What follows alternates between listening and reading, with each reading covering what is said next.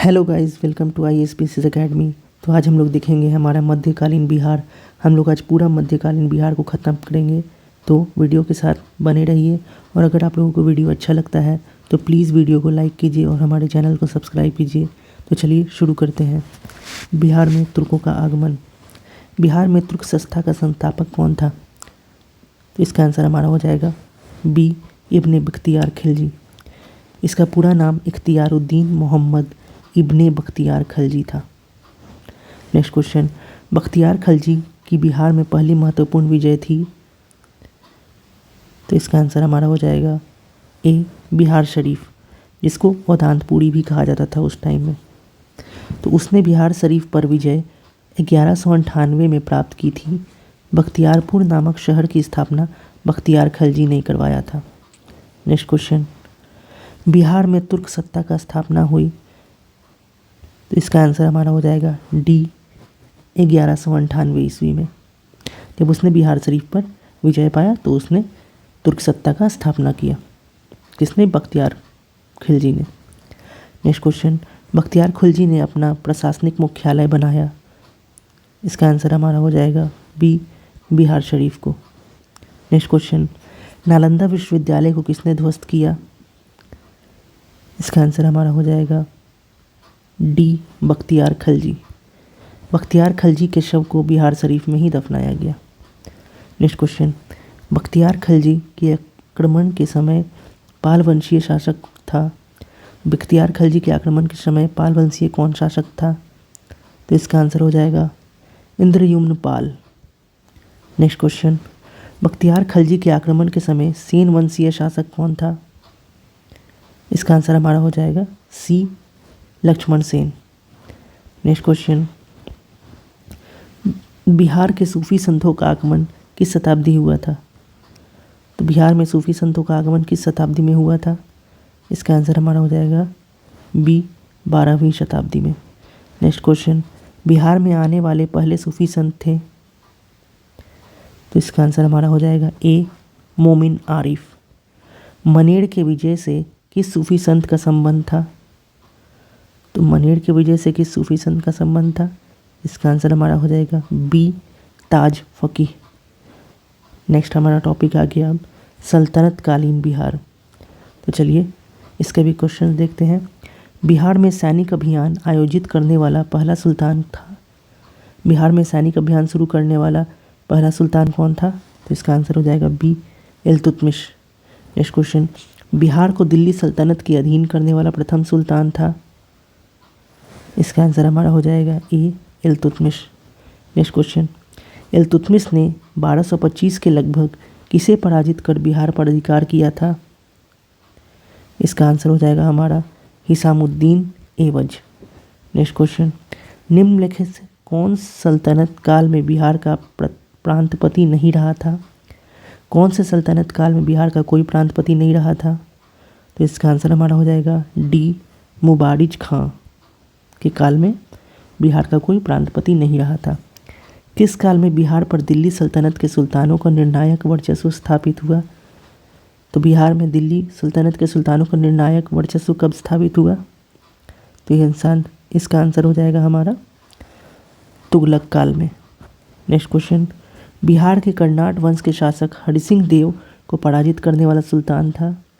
बिहार के कर्नाट वंश के शासक हरिसिंह देव को पराजित करने वाला सुल्तान कौन था? तो इसका आंसर हमारा हो जाएगा B, Ghiyasuddin Tughlaq. Next question, Mohammad bin Tughlaq ने बिहार के किस नगर का नाम तुगलकपुर कर दिया था? मोहम्मद बिन तुगलक ने बिहार के किस नगर का नाम तुगलकपुर कर दिया था? तो इसका आंसर हमारा हो जाएगा ए, दरभंगा, जो कि तिरहुत प्रखंड में पड़ता था। नेक्स्ट, दरभंगा में एक दुर्ग एवं जामा मस्जिद का निर्माण करवाने वाला सुल्तान था। दरभंगा में एक दुर्ग, जो कि एक किला, और एक जामा मस्जिद का निर्माण करवाने वाला सुल्तान कौन था? इसका आंसर हमारा हो जाएगा सी, मोहम्मद बिन तुगलक। नेक्स्ट क्वेश्चन, तुगलक काल में बिहार की राजधानी थी। तुगलक काल में बिहार की राजधानी क्या थी? बिहार शरीफ। बिहार शरीफ आधुनिक नालंदा जिले में स्थित है। नेक्स्ट क्वेश्चन, बिहार राज्य का नाम बिहार किसने दिया था? बिहार राज्य का नाम बिहार किसने दिया था? इसका आंसर हो जाएगा डी, तुर्कों ने। इस क्षेत्र में बौद्ध विहारों की स्थिति संख्या बहुत अधिक थी, अतः इन्होंने इसे विहारों का प्रदेश कहा किया था। और ये विहारों का प्रदेश से, विहार से आज हम लोग इसको अपभ्रंश भाषा में बिहार कहते हैं। नेक्स्ट क्वेश्चन, बिहार राज्य का नाम बिहार किस काल में पड़ा? तो इसका आंसर हो जाएगा बी, तुगलक काल में, क्योंकि इन्होंने ही इसे विहार कहना शुरू किया था। मालिक इब्राहिम या मलिक बया बिहार का प्रशासन किस काल में था? तो मलिक इब्राहिम या मलिक बया बिहार का प्रशासन किस काल में था? इसका आंसर हमारा हो जाएगा सी, तुगलक काल में। मलिक इब्राहिम बिहार के महत्वपूर्ण प्रशासकों में से एक था। बिहार के तुगलक काल के सर्वाधिक महत्वपूर्ण प्रशासक मलिक इब्राहिम या मलिक बया का मकबरा है। तो मलिक इब्राहिम या मलिक बया का मकबरा कहाँ पर है? इसका आंसर हो जाएगा बी, बिहार शरीफ में। नेक्स्ट क्वेश्चन, बिहार के प्रसिद्ध संत सेठ मोहम्मद चर्मपोश से भेंट किस सुल्तान ने किया था? इसका आंसर हमारा हो जाएगा D, Firoz Tughlaq. Next question, Firoz Tughlaq का फारसी अभिलेख डैश से मिलता है? इसका आंसर हो जाएगा हमारा ए, बिहार शरीफ से मिलता है। नेक्स्ट क्वेश्चन, उत्तर बिहार के कर्नाट शासकों का अंत किस सुल्तान के द्वारा हुआ? तो उत्तर बिहार के कर्नाट शासकों का अंत किस सुल्तान के द्वारा किया गया? इसका आंसर हमारा हो जाएगा बी, गयासुद्दीन तुगलक के द्वारा। मोहम्मद तुगलक के काल में तिरहुत का क्षेत्र सल्तनत ने मिला लिया। नेक्स्ट क्वेश्चन, 14वीं सदी में तिरहुत में फिरोज ने किस वंश का शासन आरंभ करवाया था? इसका आंसर हमारा हो जाएगा बी, वैनवार वंश। नेक्स्ट क्वेश्चन, तिरहुत के किस वैनवार वंश के शासक के छत्र छाया में प्रसिद्ध कवि विद्यापति ने अपने काव्य की रचना की थी? तो वो कौन सा ऐसा वैनवार वंश का शासक था जिसके छत्र छाया में प्रसिद्ध कवि विद्यापति ने अपनी काव्य रचना की थी? इसका आंसर हमारा हो जाएगा सी, शिव सिंह। नेक्स्ट क्वेश्चन, बिहार में प्रारंभिक तुर्क गतिविधियों के संदर्भ में महत्वपूर्ण जानकारी के प्रमुख स्रोत हैं। प्रारंभिक तुर्क गतिविधियों के संदर्भ में महत्वपूर्ण जानकारी के प्रमुख स्रोत क्या है बिहार में? इसका आंसर हो जाएगा हमारा ए, तबाकते नशीरी। ये एक किताब है। इब्राहिम लोदी के काल में बिहार के किस सूबेदार ने सुल्तान के विरुद्ध विद्रोह किया था? तो इब्राहिम लोदी के काल में बिहार के किस सूबेदार ने सुल्तान के विरुद्ध में विद्रोह किया था? इसका आंसर हमारा हो जाएगा ए, दरिया खां नुहानी। नेक्स्ट क्वेश्चन, बिहार के जनजातीय क्षेत्र के लिए झारखंड शब्द का प्रयोग पहली बार हुआ था कब? झारखंड शब्द का प्रयोग पहली बार कब हुआ था? इसका आंसर हो जाएगा बी, 13वीं शताब्दी में। वर्तमान बिहार क्षेत्र के लिए बिहार नाम सर्वप्रथम किस रचना में मिलता है? तो बिहार तो लोग बोलने को बोलते थे, लेकिन ये अब नाम किस रचना में पहली बार मिलता है? तो इसका आंसर हमारा हो जाएगा ए, तबाकते नशीरी। किस सुल्तान के तिरहुत को तुगलकपुर का नाम दिया गया है? किस सुल्तान ने तिरहुत को तुगलकपुर का नाम दिया गया? किस तुर्क सुल्तान के शासनकाल में? इसका आंसर हमारा हो जाएगा बी, मोहम्मद बिन तुगलक। किस सुल्तान ने तिरहुत तुगलकपुर से अपने सिक्के जारी किए? तो किस सुल्तान ने अपने सिक्के जारी किए तुगलकपुर से? तो इसका आंसर भी हो जाएगा हमारा मोहम्मद बिन तुगलक। नेक्स्ट क्वेश्चन, किस सुल्तान ने राजगीर स्थित जैन मंदिरों को अनुदान दिए? तो राजगीर में स्थित जो जैन मंदिर है उनको अनुदान किस सुल्तान ने तुगलक ने दिए थे? तो इसका आंसर हमारा हो जाएगा सी, फिरोज शाह तुगलक। नेक्स्ट क्वेश्चन, तुगलक काल में बिहार के प्रांतपति पद पर आसीन रहे? तुगलक काल में बिहार के प्रांतपति पद पर कौन थे आसीन? इसका आंसर हो जाएगा हमारा ए, मलिक बया और मजदूल मुल्क दोनों। तो इसका आंसर हमारा हो जाएगा ए, सी, ए एवं बी। दिल्ली के किस सुल्तान ने बिहार में सैनिक अभियान कर मुंगेर तक अपना राज्य विस्तृत किया? तो दिल्ली का ऐसा कौन सा सुल्तान था जिसने बिहार में सैनिक अभियान करके मुंगेर तक अपना राज्य विस्तृत कर दिया था? इसका आंसर हमारा हो जाएगा सी, सिकंदर लोदी। नेक्स्ट, बख्तियार खिलजी का बिहार में प्रथम पड़ाव कहाँ था? तो बख्तियार खिलजी का बिहार में प्रथम पड़ाव कहाँ पड़ा? ए, मनेर में। नेक्स्ट क्वेश्चन, बिहार शरीफ स्थित मलिक बयां के मकबरे का विशेषता है। तो बिहार शरीफ में जो मलिक बयां का मकबरा है उसकी क्या खासियत है? यह सलामी दीवारें अथवा बैटर्ड वॉल्स है, तो सही है। लंबूतरा गुंबद अथवा कोनिकल डोम है, ये भी हमारा सही है। तो इसका आंसर हमारा हो जाएगा सी, ए एवं बी। नेक्स्ट, मनेर स्थित बड़ी दरगाह में किसका मजार है? तो इसका आंसर हमारा हो जाएगा मुखदुम याहिया का। अब हमारा नेक्स्ट टॉपिक आता है चेरो वंश एवं उज्जैनिया वंश। तो चलिए इसके क्वेश्चंस को देखते हैं। पूर्व मध्यकाल में सोन नदी के घाटी के क्षेत्र में किस जनजातीय राज का उत्थान हुआ था? तो इसका आंसर हमारा हो जाएगा ए, खरवार जनजाति का उत्थान हुआ था पूर्व मध्यकाल में सोन नदी के घाटी के क्षेत्र में। नेक्स्ट क्वेश्चन, पाल सत्ता के पतन काल में मध्य बिहार में किस जनजाति ने अपना राज्य गठित किया? तो पाल सत्ता जब खत्म होने लगी थी, जब उसका पतन आ गया था, तो उस समय मध्य बिहार में किस जनजाति ने अपना राज्य गठित किया? तो इसका आंसर हमारा हो जाएगा बी, भार। नेक्स्ट क्वेश्चन, 12वीं शताब्दी में पश्चिम बिहार, चंपारण और मुजफ्फरपुर में कौन राज्य संगठित हुआ? तो 12वीं शताब्दी में पश्चिम बिहार, चंपारण और मुजफ्फरपुर में कौन सा राज्य संगठित हुआ था? इसका आंसर हमारा हो जाएगा सी, चेरो राज्य। नेक्स्ट, चेरो राज्य का संघर्ष किन मुस्लिम राजवंशों के साथ हुआ? इसका आंसर हम लोग देंगे तो 1, तुगलक के साथ हुआ था, 2, लोदी के साथ नहीं हुआ था, नुहानी के साथ नहीं हुआ था, सूर के साथ हुआ था और मुगल के साथ भी हुआ था। तो इसका आंसर हमारा हो जाएगा 1, 4 और 5। तो ये हमारा डी आंसर हो जाएगा इसका। नेक्स्ट क्वेश्चन, दलपत शाही का संबंध किस राज्य से था? दलपत शाही का संबंध किस राज्य से था? तो इसका आंसर हमारा हो जाएगा ए, उज्जैनिया राज्य।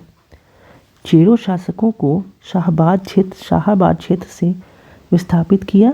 इसने चेरो शासकों को शाहाबाद क्षेत्र से विस्थापित किया। तो इसका आंसर हमारा हो जाएगा सी, उज्जैनियों ने।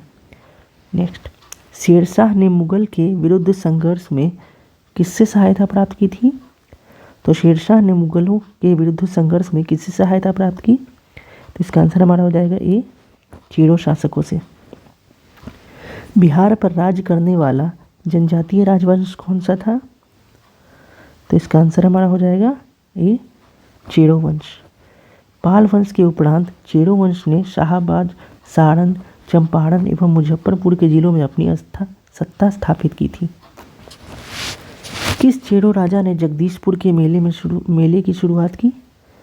तो कौन सा ऐसा चेरो राजा था जिसने जगदीशपुर में मेला लगाना शुरुआत करवाया था? तो इसका आंसर हो जाएगा हमारा सी, फूलचंद। नेक्स्ट क्वेश्चन, चेरो जनजाति की शक्ति का वास्तविक पतन किसके द्वारा हुआ?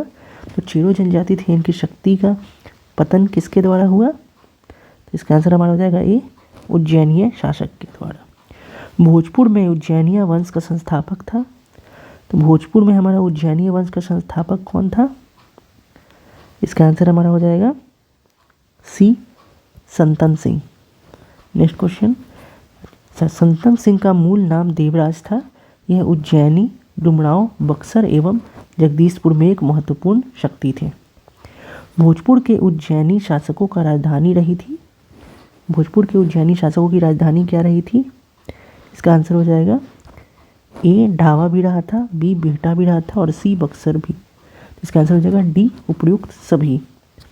भोजपुर के उज्जैनी शासक निम्न में से कौन नहीं थे? तो इसका आंसर हो जाएगा डी, बाघमल नहीं थे। चांद एवं मुंड जो चंडेश्वरी एवं मुंडेश्वरी नामक मंदिरों से जुड़े हैं, ये संबंधित है। तो ये किससे संबंधित है? तो शाहाबाद के चेहरे से संबंधित है। अब हम लोग देखेंगे बिहार में अफगान राज्य। तो चलिए देखते हैं। बिहार में अफगान सत्ता की आरंभिक उत्कर्ष में निर्णायक देन थी।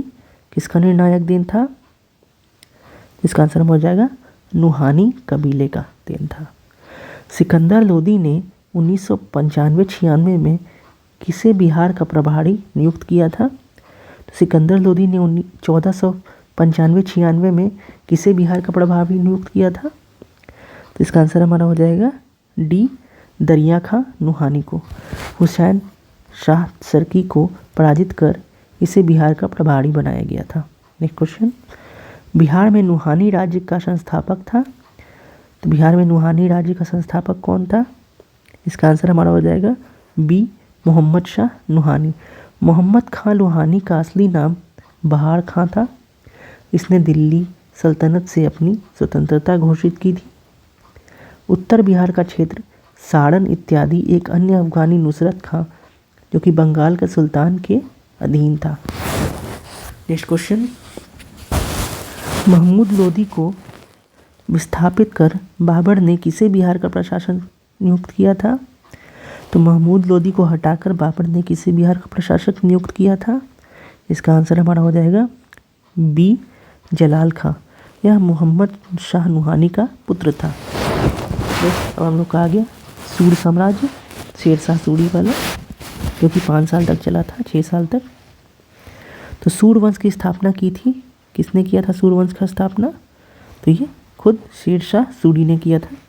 शेरशाह का बचपन का या मूल नाम फरीद खां था। ये भी आपसे क्वेश्चन पूछा जा सकता है कि शेरशाह के बचपन का नाम क्या था? तो फरीद खां था। नेक्स्ट क्वेश्चन, शेरशाह को शेर खां की उपाधि किसने दी थी? इसका आंसर हो जाएगा हमारा ए, मोहम्मद नुहानी। ये बचपन में ही शेर से लड़ गया था अपने मालिक का जान बचाने के लिए, तो इसीलिए इसका नाम शेर खां रख दिया गया था।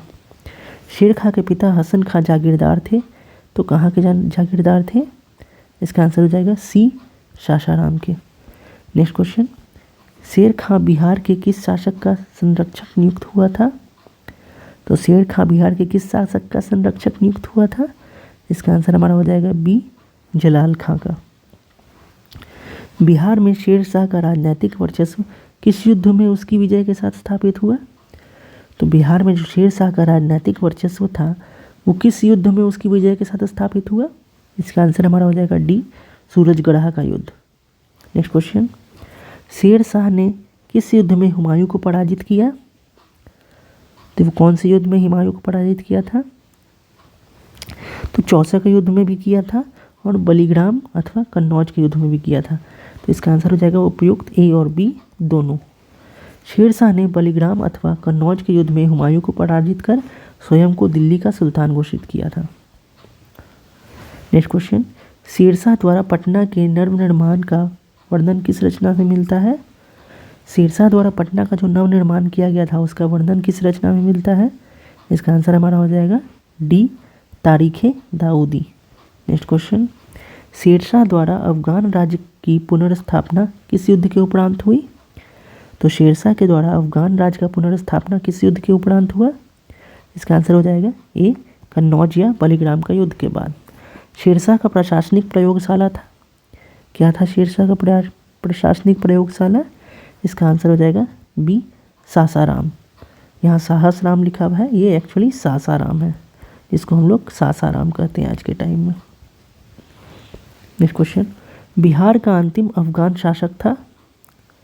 इसका आंसर हमारा हो जाएगा अंतिम अफगान शासक बिहार का कौन था? तो दाऊद खां करारानी। नेक्स्ट क्वेश्चन, शेरशाह का मकबरा कहाँ है? ये बीपीएससी में पूछा हुआ क्वेश्चन है, ये अभी भी इम्पोर्टेंट है, फिर से पूछा जा सकता है। तो ये सासाराम में है। शेरशाह का मकबरा अफगान स्थापत्य का सर्वश्रेष्ठ उदाहरण है।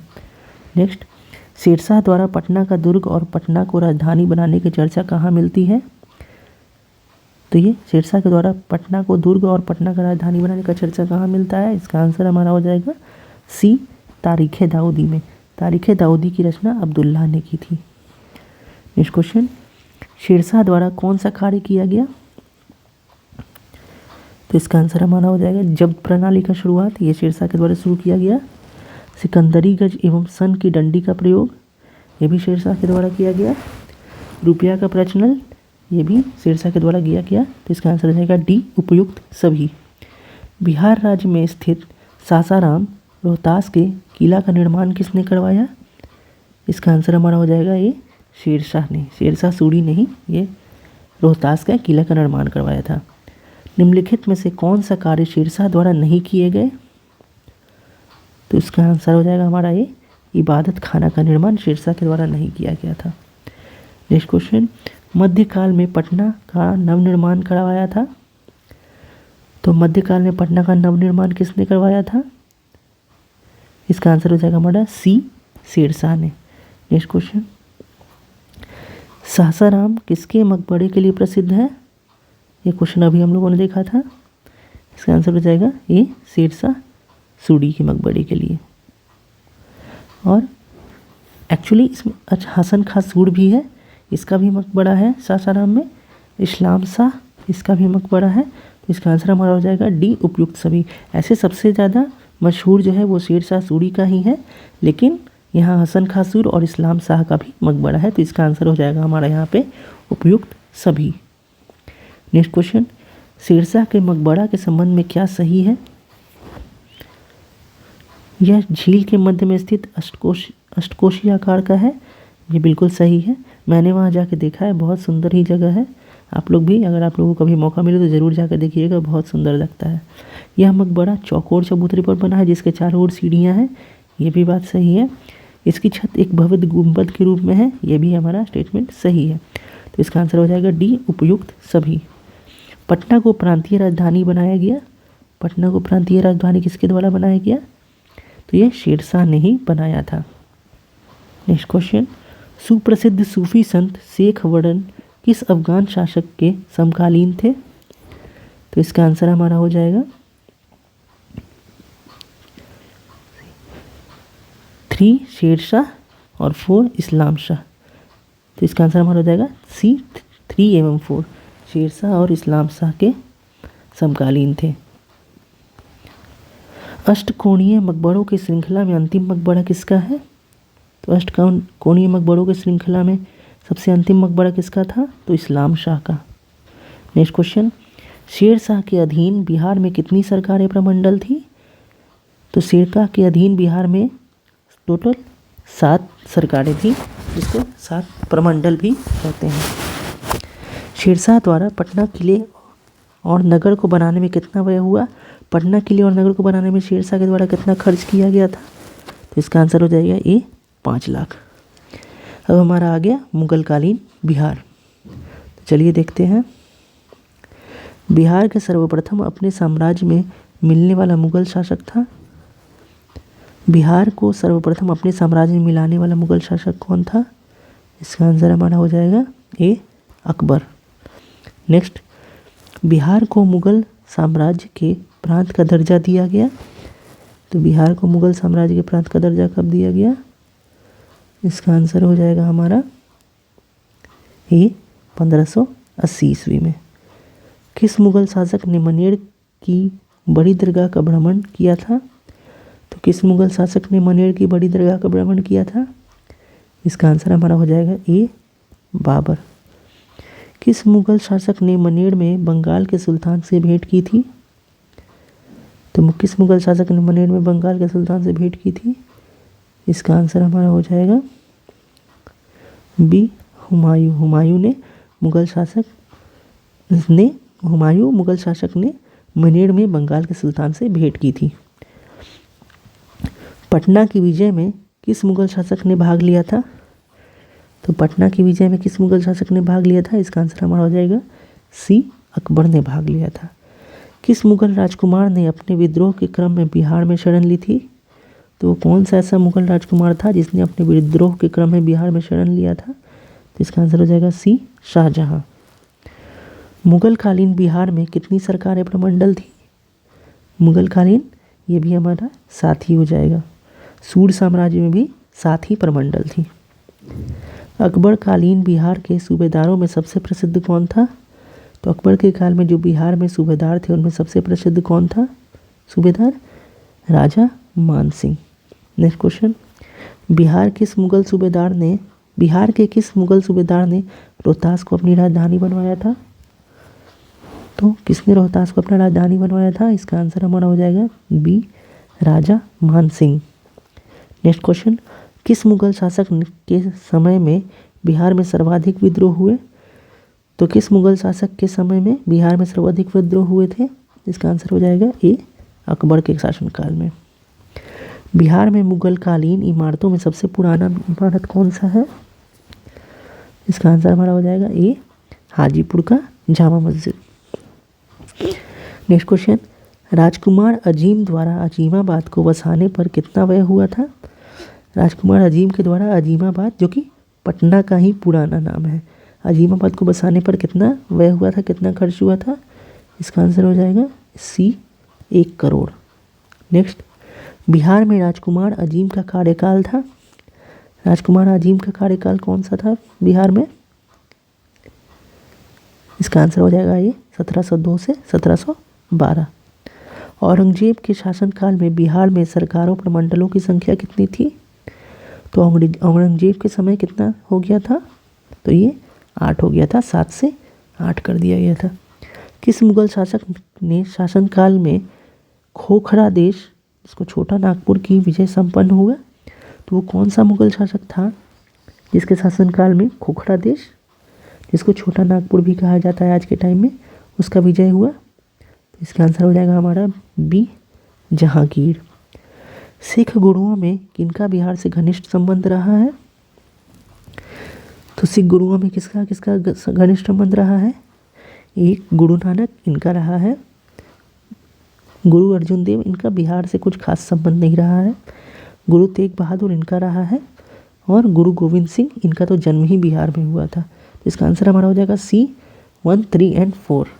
नेक्स्ट क्वेश्चन, किस मुगल सम्राट ने शासनकाल में बिहार पर दिल्ली का नियंत्रण वस्तुतः समाप्त हो गया? तो वो कौन सा मुगल सम्राट का शासनकाल था जिसमें बिहार पर दिल्ली का नियंत्रण समाप्त ही सा हो गया था? इसका आंसर हो जाएगा बी, फर्रुखसियार। नेक्स्ट क्वेश्चन, ईरानी यात्री मोहम्मद सादिक किस मुगल शासक के समय बिहार आया था? तो ईरानी यात्री मोहम्मद सादिक कौन से मुगल शासक के समय बिहार आया था? इसका आंसर हमारा हो जाएगा बी, जहांगीर। नेक्स्ट, ईरानी यात्री अब्दुल लतीफ़ किस मुगल शासक के साल में बिहार आया था? तो ईरानी यात्री जो अब्दुल लतीफ़ था, ये किस मुगल शासक के शासनकाल में बिहार आया था? इसका आंसर हमारा हो जाएगा ए, अकबर। नेक्स्ट, राजा मान सिंह को बिहार प्रांत के प्रांतिपति नियुक्त किया गया था। किसके द्वारा नियुक्त किया गया था? किसके शासनकाल में हुआ था राजा मान सिंह को बिहार प्रांत का प्रांतपति नियुक्त किया गया था? इसका आंसर हमारा हो जाएगा सी, अकबर के शासनकाल में। राजा मान सिंह ने रोहतास को अपना राजधानी बनाया था। नेक्स्ट क्वेश्चन, मुगल शासक जहांगीर ने 1621 में किसे बिहार का प्रांतपति नियुक्त किया गया था? तो जहांगीर ने 1621 ईस्वी में किसे बिहार का प्रांतपति नियुक्त किया? इसका आंसर हमारा हो जाएगा बी, राजकुमार परवेज को। नेक्स्ट क्वेश्चन, राजकुमार अजीम को किसने बिहार का सूबेदार बनाया? तो राजकुमार अजीम को किसने बिहार का सूबेदार बनाया था? इसका आंसर हमारा हो जाएगा डी, औरंगजेब ने। पटना को आज अजीमाबाद नाम दिया, ये मैंने आप लोग बताया था, पटना का ही नाम अजीमाबाद भी है। तो पटना को अजीमाबाद का नाम किसने दिया था? तो ये आंसर राजकुमार अजीम ने अपने नाम अजीम पे अजीमाबाद पटना को नाम दिया था। नेक्स्ट क्वेश्चन, वह प्रथम मुगल सम्राट जिसका राज्याभिषेक बिहार में हुआ था? तो वो कौन सा प्रथम मुगल सम्राट था जिसका राज्याभिषेक बिहार में ही हुआ था? इसका आंसर हो जाएगा हमारा डी, फर्रुखसियार। नेक्स्ट क्वेश्चन, किस मुगल शासक का राज्याभिषेक पटना में हुआ था? पटना में किसका हुआ था राज्याभिषेक? तो इसका आंसर भी वही हमारा हो जाएगा पटना में, तो फर्रुखसियार। और बिहार में भी आपसे पूछे तो आपका आंसर फर्रुखसियार ही होगा। नेक्स्ट क्वेश्चन, किस मुगल शासक के काल में बिहार पर बंगाल के नवाबों का नियंत्रण स्थापित हुआ? तो वो कौन सा मुगल शासक था जिसके काल में बिहार पर बंगाल के नवाबों का नियंत्रण स्थापित हो गया था? इसका आंसर हो जाएगा सी, बहादुर शाह 1, बहादुर शाह 1 के। मुगल प्रांत बनाने के उपरांत बिहार का गवर्नर कौन बना? मुगल प्रांत बनने के उपरांत बिहार का गवर्नर किसे बनाया गया? इसका आंसर हो जाएगा बी, मिर्जा अजीज कोकल दास को। नेक्स्ट क्वेश्चन, मुगल कालीन बिहार का गवर्नर रहा है, वैसे मुगल कालीन बिहार का गवर्नर कौन रहा? तो शुज्जत खां ये रहा है, सईद खां ये भी रहा है, मुकर्रब खां ये भी रहा है। तो इसका आंसर हो जाएगा डी, उपयुक्त सभी। बिहार में किस मुगल शासक का राज्याभिषेक अंग्रेजों के संरक्षण में हुआ? तो किस मुगल शासक का राज्याभिषेक अंग्रेजों के संरक्षण में हुआ था? इसका आंसर हो जाएगा हमारा बी, शाह आलम द्वितीय। मुगल काल में बिहार का व्यापार किस महाद्वीप से होता था? तो मुगल काल में बिहार का व्यापार किस महाद्वीप से होता था? इसका आंसर हमारा हो जाएगा ए, एशिया से होता था, बी, अफ्रीका से भी होता था, और सी, यूरोप से भी होता था। इसका आंसर हो जाएगा हमारा डी, उपयुक्त सभी। बिहार में मुगल स्थापत्य कला का सर्वश्रेष्ठ उदाहरण है। बिहार में मुगल स्थापत्य कला का सर्वश्रेष्ठ उदाहरण क्या है हमारा? इसका आंसर हो जाएगा बी, मनेर स्थित शाह दौलत का मकबरा। नेक्स्ट क्वेश्चन, बिहार के मनेर में स्थित शाह दौलत का मकबरा बनवाया था। किसने बनवाया था बिहार में स्थित मनेर शाह का मकबरा? इसका आंसर हमारा हो जाएगा ए, इब्राहिम खां काकड़ ने। इसे जहांगीर के शासनकाल में बिहार के प्रांतपति इब्राहिम खां काकड़ ने बनवाया था। नेक्स्ट क्वेश्चन, बिहार के मनेर में स्थित शाह दौलत का मकबरा के संबंध में क्या सही है? तो बिहार के मनेर में स्थित शाह दौलत का मकबरा के संबंध में क्या सही है? इसका आंसर ए, इसका निर्माण लाल पत्थर से हुआ है, तो ये सही है। इस पर अकबर के अधीन विकसित संलेपित शैली का प्रभाव है, तो यह भी हमारा सही है। तो इसका आंसर हो जाएगा उपयुक्त ए और बी दोनों ही सही है। इसका निर्माण 1617 ईस्वी में हुआ था। यह बिहार में मुगल शैली का सर्वश्रेष्ठ उदाहरण है। नेक्स्ट क्वेश्चन, 1556-57 में मुगल शासक अकबर ने किसकी विद्वता के पुरस्कार में उसे मिथिला का राज्य दे दिया था? तो 1556-57 में मुगल शासक अकबर ने किसकी विद्वता देख करके उसे पुरस्कार में मिथिला का राज्य दे दिया था? इसका आंसर हमारा हो जाएगा सी, महेश ठाकुर को देख करके। नेक्स्ट क्वेश्चन, शाहजहां के काल में बिहार का सूबेदार था। शाहजहां के काल में बिहार का सूबेदार कौन था? इसका आंसर हो जाएगा डी, शाइस्ता खान। अकबर ने बंगाल तथा बिहार को मुगल साम्राज्य में मिलवाया, तो कब मिलाया अकबर ने बिहार तथा बंगाल को मुगल साम्राज्य में? इसका आंसर हो जाएगा हमारा सी, 1576 ईस्वी में, जब उसका शासनकाल आया। अकबर ने बंगाल और बिहार को सन 1575-76 ईस्वी में अपने साम्राज्य के अधीन कर लिया था। नेक्स्ट क्वेश्चन, मुगल काल में किस वर्ष बिहार को बंगाल के सूबे का अंग मान लिया गया था? तो मुगल काल में किस वर्ष बिहार को बंगाल सूबे का अंग मान लिया गया? इसका आंसर हमारा हो जाएगा बी, 1733 ईस्वी। तो इसी के साथ हमारा पूरा संपूर्ण मध्यकालीन बिहार, जो कि इम्तियाज़ अहमद सर के बुक में दिया गया है, ये हमारा समाप्त होता है। आई होप आप लोगों को ये वीडियो अच्छा लगा होगा। अगर आप लोगों को ये वीडियो अच्छा लगा, आप लोगों को इस वीडियो से कुछ सीखने को मिला, तो प्लीज़ हमारे वीडियो को लाइक करें और हमारे चैनल को सब्सक्राइब करें। हमारा चैनल नया है, तो हम ऐसे ही वीडियोज़ और लाते रहेंगे आप लोगों के लिए। और एग्ज़ाम से पहले हम ये पूरा बुक आप लोगों का ख़त्म करने की कोशिश करेंगे। तो धन्यवाद।